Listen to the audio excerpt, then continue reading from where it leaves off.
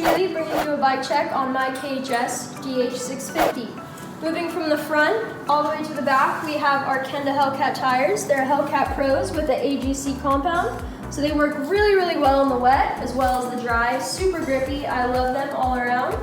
Moving to the front again, we have our Fox 40 downhill fork. Works great, small, big bumps. Anything you throw at it, it's gonna take care of it.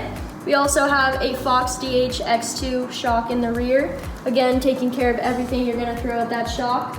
Moving down, we have a Shimano St Group Set. Starting with the drivetrain, we have a Shimano St derailleur. Has a clutch so it keeps the bike real nice and quiet. Moving on to the other parts of the group set, we have Shimano St brakes, back, front. Super, super strong, love them. They're 4-piston, great calipers. Really good braking power, put you right where you need you. Moving up to the top, we have a FSA cockpit with the FSA headset as well. Stem bars, they're called the Gradient Series. They work great, super maneuverable, and you can customize them wherever you want. Moving down, we also have the WTB saddle in the back, or seat if you want to call it that, both ways.